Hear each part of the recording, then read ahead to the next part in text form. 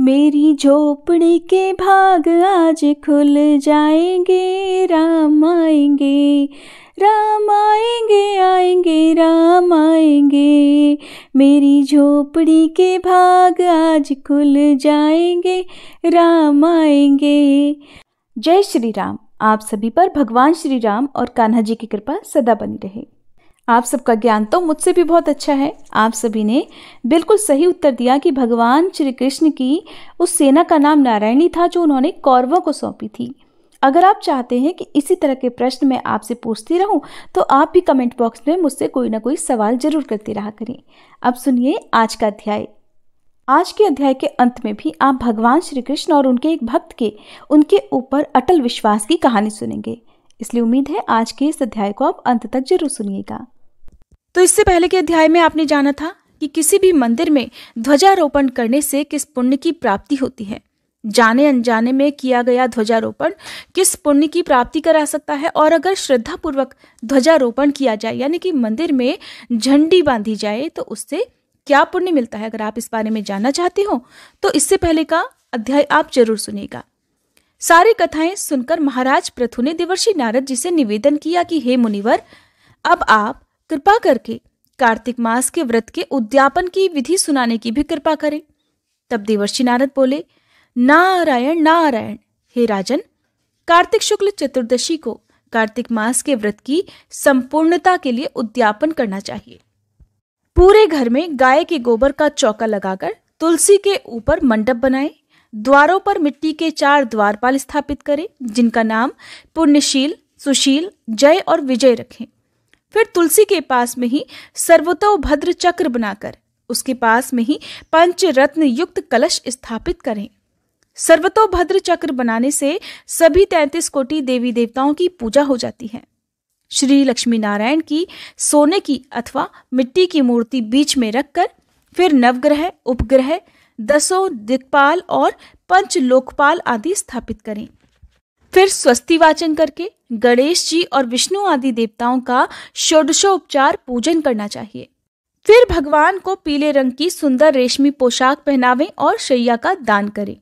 फिर ब्राह्मणों को भोजन कराएं और गौ माता की पूजा करके यदि संभव हो तो गौ दान करें। फिर एक ब्राह्मण को उनकी पत्नी के साथ घर पर आमंत्रित करके उन्हें शुद्ध सात्विक भोजन कराएं और फिर उन दोनों को वस्त्र, आभूषण, पात्र और दक्षिणा आदि देकर अपनी सामर्थ्य के अनुसार दान दक्षिणा देकर उन्हें संतुष्ट करें और फिर उन्हें प्रणाम करके उनका आशीर्वाद प्राप्त करें। यह सब कार्य श्रद्धा पूर्वक करने से व्रत का पूर्ण फल प्राप्त होता है और अंत में विष्णु लोक की प्राप्ति होती है। जो भी व्यक्ति कार्तिक के इस व्रत को कहता, सुनता अथवा देखता है उसे भी इस व्रत के चौथाई फल की प्राप्ति होती है। इस प्रकार उद्यापन का पूर्ण विधि विधान बतलाने के पश्चात श्री सूत जी महाराज बोले कि हे ऋषियों, अगर किसी में उद्यापन की सामर्थ्य ना हो तो कुछ ब्राह्मणों को भोजन करा दे। ब्राह्मण ना मिले तो गाय, पीपल या फिर वट वृक्ष का ही पूजन कर ले, क्योंकि पीपल का वृक्ष विष्णु भगवान का और वट वृक्ष शिव जी का स्वरूप माना जाता है। इसी प्रकार पलाश ब्रह्मा जी का रूप माना जाता है। यह सुनकर ऋषियों ने पूछा, हे सूत जी, ब्रह्मा, विष्णु और शिव जी वृक्ष भाव को किस प्रकार प्राप्त हुए, ये भी बताने की कृपा करें। तब श्री सूत जी कहने लगे, हे ऋषियों, किसी समय शिव पार्वती एकांत में विराजमान थे कि उस समय देवताओं द्वारा भेजे गए अग्निदेव द्वारा उनके एकांतवास में विघ्न उपस्थित हुआ। इस पर पार्वती जी ने क्रोधित होकर देवताओं को श्राप दे दिया कि तुम सभी वृक्ष रूप हो जाओ। तब विष्णु जी गया जी में जाकर पीपल और शिव जी काशी में अक्षय वट और ब्रह्मा जी पलाश रूप हो गए। बस तभी से पीपल और वट वृक्ष का पूजन होता है। तब ऋषियों ने पूछा कि शनिवार को पीपल का पूजन होता है मगर रविवार को नहीं, इसका क्या कारण है? अब कृपा करके हमें ये भी बतलाइए। ऋषियों के प्रश्न को सुनकर श्री सूत जी महाराज कहने लगे कि हे ऋषियों, समुद्र मंथन के समय 14 रत्नों में से कौस्तुभ मणि और लक्ष्मी जी को प्राप्त करने के बाद भगवान विष्णु लक्ष्मी जी से विवाह करने को तत्पर हुए। तब लक्ष्मी जी ने भगवान से कहा कि प्रभु, मेरी बड़ी बहन दरिद्रा अभी अविवाहित हैं, पहले उनका ही विवाह होना चाहिए। यह सुनकर भगवान विष्णु ने लक्ष्मी जी की बड़ी बहन उद्दालक ऋषि को सौंप दी। यद्यपि दरिद्रा का रंग काला, नेत्र लाल और बाल बिखरे होने के कारण वह बहुत ही कुरूपा थी, फिर भी भगवान की आज्ञा मानकर उद्दालक ऋषि दरिद्रा को अपने आश्रम में ले आए। आश्रम में आकर दरिद्रा ने देखा कि वहां तो वेद पाठ और हवन आदि हो रहा है। ये देखकर उसने मुनि से कहा, मैं ऐसे स्थान में रहने की बजाय उस स्थान में रह सकती हूँ जहां चोर, जुआरी और ब्राह्मणों का अपमान करने वाले लोग रहते हों। दरिद्रा की यह बात सुनकर उद्दालक ऋषि तो बहुत ही दुखी हुए और फिर उसे वहीं छोड़कर ये कहकर चले गए कि मैं तुम्हारे लिए कोई उपयुक्त स्थान देखकर आता हूं जहां तुम आराम से रह सको। ऋषि के जाने के बाद कुछ देर तक तो दरिद्रा ने उनकी प्रतीक्षा की। जब काफी देर हो गई, ऋषि वापस नहीं लौटे तो वह रोने और चिल्लाने लगी। तब लक्ष्मी जी ने भगवान से कहा कि हे भगवान, ऋषि द्वारा त्याग दिए जाने के कारण मेरी बहन दरिद्रा अत्यंत दुखी हो रही है, इसलिए आप जाकर पहले उसे शांत कीजिए। तब विष्णु भगवान लक्ष्मी जी सहित वहां आकर कहने लगे कि हे दरिद्रे, तुम पीपल में निवास करो। पीपल हमारा ही अंश है। जो कोई कार्तिक की पूर्णिमा को पीपल का पूजन करेगा वह हमें प्राप्त होगा और उसके यहाँ लक्ष्मी जी का वास होगा। जो शनिवार को सूत लपेटकर तुम्हारा पूजन करेगा उसके सभी मनोरथ सिद्ध हो जाएंगे, परंतु रविवार को जो भी तुम्हारा स्पर्श करेगा वह दरिद्री हो जाएगा। ऐसा कहकर भगवान लक्ष्मी जी सहित अंतर्ध्यान हो गए। श्री सूत जी कहते हैं कि इसीलिए रविवार के दिन पीपल के वृक्ष को स्पर्श नहीं करना चाहिए। सूत जी ने कहा कि जो भी इस कथा को पढ़ता है अथवा सुनता है उसे बद्रिकाश्रम यात्रा का पुण्य फल प्राप्त होता है। ऐसा कहकर श्री सूत जी महाराज कुछ क्षणों के लिए मौन हो गए और आज का अध्याय भी समाप्त हुआ। इससे पहले कार्तिक मास महात्म्य में एक जगह आपने कर्क चतुर्थी व्रत के बारे में सुना था और किसी ने कमेंट करके मुझसे पूछा भी था, तो मैं आज आपको बता दूं। एक तो समय से मैं आपके प्रश्न का उत्तर नहीं दे पाई, मुझे क्षमा कीजिएगा। कर्क चतुर्थी व्रत कार्तिक मास की चतुर्थी व्रत को कहते हैं, जो कि करवा चौथ का व्रत होता है। बहुत सी जगह पर इसे करवा चौथ के नाम से जाना जाता है तो कुछ जगह पर इसे कर्क चतुर्थी के नाम से जाना जाता है। अगर आप इस कथा को सुन रहे हैं और आपके प्रश्न का यदि आपको आंसर मिल गया हो तो प्लीज मुझे कमेंट करके जरूर बताइएगा। और कार्तिक के महीने में दीपदान कैसे करना चाहिए, जिन लोगों ने भी कार्तिक मास महात्म्य की कथाएं सुनी हैं, आप सभी से भी अनुरोध है कि अगर आपके पास समय हो और आपकी श्रद्धा हो तो आप वैकुंठ चतुर्दशी के दिन दीपदान अवश्य करें। दीपदान करने से आपको पूरे साल में किए गए दीपदान का पुण्य फल प्राप्त हो जाता है। कार्तिक का महीना बहुत पवित्र होता है, ऐसे में सभी को इस दिन दीपदान अवश्य करना चाहिए। इस दिन किए गए दीपदान से पितरों को तृप्ति मिल जाती है, पितर बहुत प्रसन्न होते हैं। घर परिवार में खुशियां हो या दुख हो, वो सब पितरों का ही आशीर्वाद या पितरों का ही श्राप होता है। तो कार्तिक के महीने में यदि आसपास गंगा जी में जाकर या तालाब, नदी किनारे आप दीपदान नहीं कर सकते हैं तो आप घर पर ही गंगा जी का दीपदान कैसे कर सकते हैं, इसके लिए आप हमारे चैनल पर अपलोडेड वीडियो जरूर देख लीजिएगा, जिसमें आपको मैं खुद से पूजा विधि के माध्यम से करके दिखाऊंगी कि दीपदान कितनी बत्तियों का और कैसे किया जाता है। अब सुने कान्हा जी और उनके भक्त के अटूट विश्वास की कहानी। एक बार एक संत थे और वो भगवान कृष्ण के परम भक्त थे। भगवान की मानसिक पूजा किया करते थे। उन्होंने भगवान कृष्ण के साथ पिता और पुत्र जैसा संबंध बनाया हुआ था। वो इस प्रकार ऐसा विचार करके कान्हा जी की पूजा करते थे कि कान्हा जी मेरे बालक हैं और मैं उनका पिता हूँ। जैसा कि मैंने आपको एक बार बताया था कि हम कान्हा जी की पूजा तो करते हैं लेकिन मन में हमारे कुछ भाव जरूर होते हैं। कान्हा जी हैं ही ऐसे कि हर कोई उनके साथ अपना अलग ही संबंध रखना चाहता है। कोई उन्हें अपने बेटे के रूप में, कोई उन्हें अपने पिता के रूप में, कोई सखा के रूप में, कोई पति के रूप में, तो कोई उन्हें भगवान के रूप में, और छोटे छोटे बच्चे तो उन्हें अपने बेस्ट फ्रेंड के रूप में उनकी पूजा करते हैं। तो ऐसे ही संत जी ने कान्हा जी से अपना जो संबंध बनाया था वो एक पिता और पुत्र के समान था। वो हर रोज कान्हा जी को उठाते, भोजन कराते, गोद में खिलाते और अपना पूरा वात्सल्य, पूरा स्नेह भगवान पर उड़ेल देते। कभी कहते, अरे कान्हा मेरी दाढ़ी छोड़ो, क्यों नोच रहे हो, और मन ही मन इस प्रकार से विचार करते कि कान्हा उनकी दाढ़ी नोच रहा है और वो कान्हा को पकड़ने के लिए उसके पीछे पीछे भागते। हर समय उनके मन में सिर्फ कान्हा ही कान्हा बसे रहते। खाते पीते, सोते उठते बैठते वो हर समय कान्हा से ही बात किया करते। उनका तो जैसे एक एक क्षण, उनकी एक एक सांस सिर्फ कान्हा जी को ही समर्पित थी। कान्हा जी की भक्ति में पूरे संसार को संत महाराज भूल गए। हर समय बस कृष्ण की भक्ति में ही रमे रहते। एक बार संत जी अपने शिष्यों से कहने लगे कि मैं कभी भी गंगा स्नान करने नहीं गया। तो शिष्य कहते, गुरुजी आप काशी में चले जाओ। काशी नगरी में कहते हैं कि जो भी अपने अंतिम समय में जाकर वास करता है या जिनकी मृत्यु काशी में जाकर होती है, उनका उद्धार हो जाता है, उन्हें सीधे वैकुंठ लोक की प्राप्ति हो जाती है। जिनका अंतिम संस्कार काशी में किया जाए, जिनका पिंडदान काशी में किया जाए, उन्हें बार बार इस भवसागर के बंधन में नहीं बंधना पड़ता, उन्हें बार बार जीवन मरण के चक्कर में नहीं बंधना पड़ता, उनकी मुक्ति हो जाती है। तो जब शिष्यों ने कहा कि गुरुजी आप काशी में चले जाओ, तो संत जी महाराज, जो कि अपने कान्हा के प्रेम में, उनके वात्सल्य में इतना रमे हुए थे कि उन्हें लगता था कि मानो कान्हा जी कह रहे हो कि पिताजी अभी तो मैं बहुत छोटा हूँ, बाबा मुझे छोड़कर इतनी दूर काशी में मत जाओ। अब भला इतने छोटे बालक को घर पर अकेला छोड़कर कोई पिता इतनी दूर काशी में स्नान करने के लिए कैसे जा सकते हैं। बस यही सब कुछ संत महाराज के साथ भी होता था। बार बार वो निश्चय करते, लेकिन उनके कान्हा जी उन्हें रोक लिया करते, जबकि कान्हा जी तो उनको दिखाई भी नहीं देते थे, कोई उनके कान्हा जी को देख नहीं सकता था। लेकिन उनके मन का भाव इस प्रकार था कि मानो रोज एक बालक के रूप में कान्हा जी बस उन्हीं के आसपास रहते हैं, उन्हीं से बातें करते हैं। अब धीरे धीरे समय बीता तो संत जी और वृद्ध हो गए, कमजोर हो गए, लेकिन उनका नटखट कन्हैया वही सिर्फ 7-8 साल का बालक ही रहा। संत जी की तो आयु बढ़ती गई, लेकिन कान्हा जी को उन्होंने बड़ा नहीं होने दिया। बस वो छोटे बालक की तरह उनसे प्रेम करते रहे, अपना वात्सल्य उन पर लुटाते रहे। उनका वात्सल्य अभी भी कान्हा जी के बाल रूप में ही था। कान्हा जी की पूजा लोग कई तरह से करते हैं, उनके छोटे रूप की ही पूजा करते हैं। लड्डू गोपाल जी को लोग घर में इसलिए रखते हैं कि कान्हा जी बस कभी भी बड़े ना हो, छोटे से बालक के रूप में उनके घर में सदा विराजमान रहे।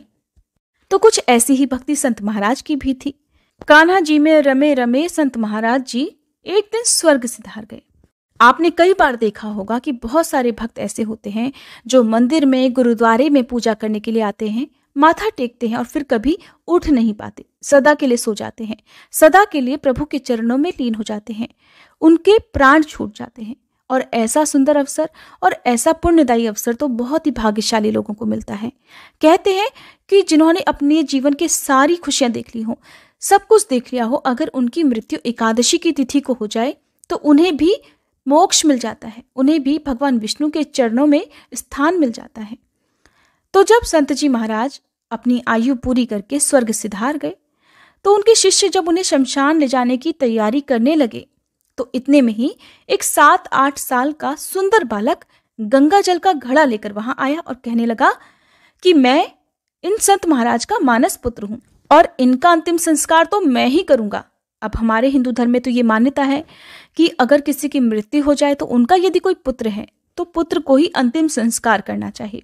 अगर पुत्र ना हो तो पुत्री भी अपने माता पिता का अंतिम संस्कार कर सकती है। तो जब वह बालक कहने लगा कि मैं इनका मानस पुत्र हूं, इनका अंतिम संस्कार तो मैं ही करूंगा, और मेरे बाबा की बहुत इच्छा थी कि मैं काशी जाकर गंगा स्नान करूं, लेकिन वो कभी जा नहीं पाए, लेकिन अब मैं उनकी इस इच्छा को अवश्य ही पूर्ण करूंगा, इसीलिए तो मैं साथ में गंगा जल का ये घड़ा लेकर आया हूं। बालक ने कहते ही संत महाराज के पार्थिव शरीर को गंगा जल से स्नान कराया, संत जी के माथे पर तिलक लगाकर उनका अंतिम संस्कार किया। उस बालक में एक अद्भुत चमत्कार सा था, एक कशिश थी, एक दिव्य तेज था कि वह नन्हा सा बालक खुद ही ये सारे काम कर रहा था, लेकिन कोई भी वहां उपस्थित भीड़, यहां तक कि संत महाराज के शिष्य भी कोई कुछ बोल नहीं सके, किसी ने कुछ पूछा ही नहीं। अंतिम संस्कार विधिवत हो गया। इधर संत महाराज का अंतिम संस्कार हुआ और उधर वह बालक जाने कहां अंतर्ध्यान हो गया। उस बालक के जाने के पश्चात जब लोगों को कुछ सुधि आई, तब लोगों के मन में एक विचार आया कि संत जी तो बाल ब्रह्मचारी थे, उनका तो कोई पुत्र था ही नहीं, और वो तो केवल भगवान कृष्ण को ही अपना मानस पुत्र मानते थे। इसलिए कहीं ऐसा तो नहीं कि भगवान श्री कृष्ण ही स्वयं संत जी के पुत्र के रूप में आए थे।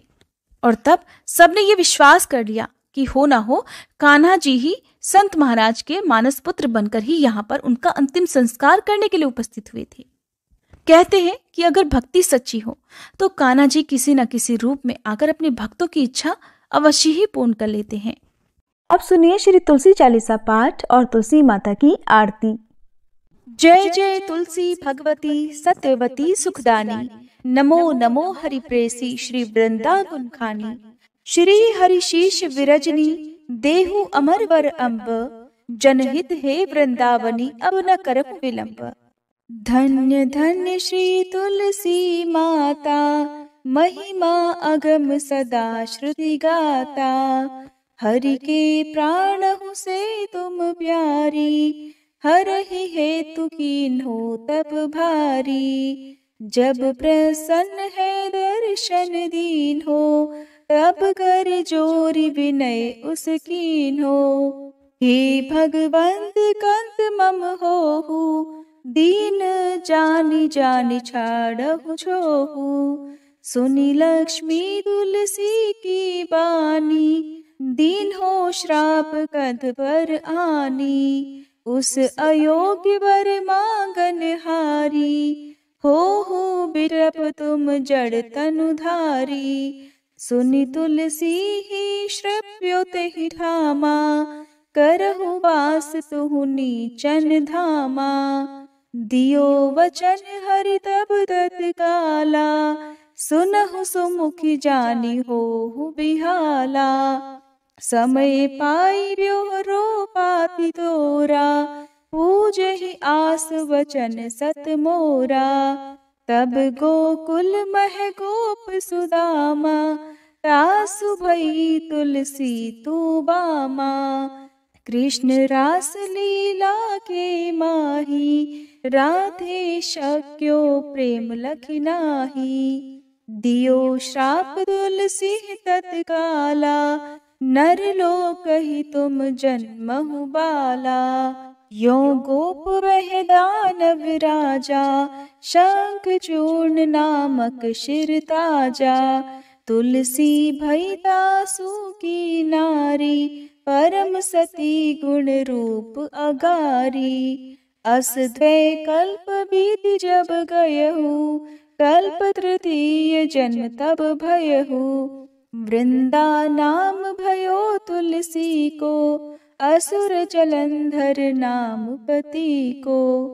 कर अति द्वंद अतुल बल धामा कीन्हा शंकर से संग्रामा।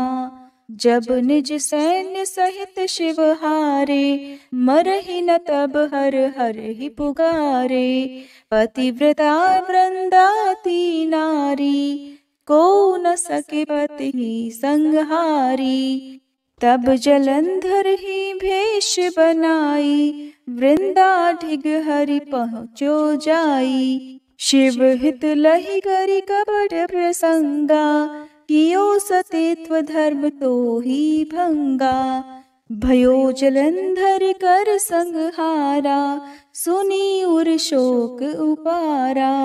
एहि क्षण दियो कपट हरि तारी लखि वृंदा दुख गिरा उचारी। जलंधर जस हत्यो भीता सोई रावण तस हरहि सीता। अस प्रस्तर सम हृदय तुम्हारा धर्म खंडी मम पति संहारा। यही कारण लहि श्राप हमारा होवे तनु पाषाण तुम्हारा। सुनि हरि तुरत ही वचन उचारे दियो श्राप बिना विचारे। लख्यो ना निज कर दूत पति को छलन चाहियो जब पार्वती को। जड़ मति तुह अस हो जड़ रूपा जग में तुलसी बिटप अनूपा। धग्व रूप हम शाली ग्रामा नदी गंडकी बीच ललामा। जो तुलसी दल हम ही चढ़ई है सब सुख भोग परम पद पई है। बिनु तुलसी हरि जलत शरीरा अतिशय उठत शीश उर पीरा। जो तुलसी दल हरि शिर धारत सो सहस्त्र घट अमृत डारत।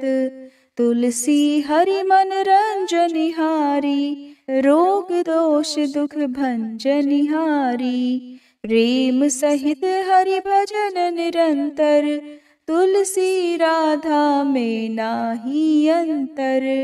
व्यंजन हो 56 प्रकारा, बिन तुलसी दल ना हरहि प्यारा। सकल तीर्थ तुलसी तरु छाही, लहत मुक्ति जन संशय नाही। कवि सुंदर इक हरि गुण गावत, तुलसी निकट सहस गुण पावत। बसत निकट दुर्वासा धामा, जो प्रयास ते पूर्व ललामा। पाठ करहि जो नित नर नारी, होहि सुख भाषहि त्रिपुरारी। तुलसी चालीसा पढ़ी तुलसी तरु गृहधारी, दीप दान करी पुत्र फल पावहि बंध्यहु नारी। सकल दुख दरिद्र हरिहार हुए परम प्रसन्न, आशय धन जन लड़ही कर बसहि पूर्णा अत्र। लाही अभिमत फल जगत महिलाहि पूर्ण सब काम, जेहि दल अर्पहि तुलसी तह सहस बसहि हरि राम। तुलसी महिमा नाम लख, तुलसी सूत सुख राम। मानस 40 रच्यो, जग मह तुलसीदास। प्रेम से बोलिए तुलसी महारानी की जय। तुलसी महारानी नमो नमो, हरि की बटरानी नमो नमो। तुलसी महारानी नमो नमो, धन्य तुलसी पूरण तप कीनो। शालिग्राम बनी बटरानी नमो नमो। तुलसी महारानी नमो नमो, हरि की बटरानी नमो नमो। जाके पत्र मंजरी कोमल, श्रीपति कमल चरण लपटानी नमो नमो। तुलसी महारानी नमो नमो, हरि की बटरानी नमो नमो। कौन महीने बोई रानी तुलसा, कौन महीने हुई हरियाली नमो नमो। तुलसी महारानी नमो नमो, हरि की बटरानी नमो नमो। कौन महीने हुई तेरी पूजा, कौन महीने हुई बटरानी नमो नमो। तुलसी महारानी नमो नमो। आषाढ़ मास में बोई रानी तुलसा, सावन महीने हुई हरियाली नमो नमो। तुलसी महारानी नमो नमो, हरि की बटरानी नमो नमो। कार्तिक मास में हुई तेरी पूजा, मंगसिर मास हुई बटरानी नमो नमो। तुलसी महारानी नमो नमो, हरि की बटरानी नमो नमो। धूप दीप नैवेद्य आरती, पुष्पन की वर्षा बरसानी नमो नमो। तुलसी महारानी नमो नमो, हरि की बटरानी नमो नमो। 56 भोग 3600 व्यंजन, बिन तुलसी हरि एक न मानी नमो नमो। तुलसी महारानी नमो नमो, हरि की बटरानी नमो नमो। जो तुलसी को सवेरे गाए, श्री कृष्ण के दर्शन पाए नमो नमो।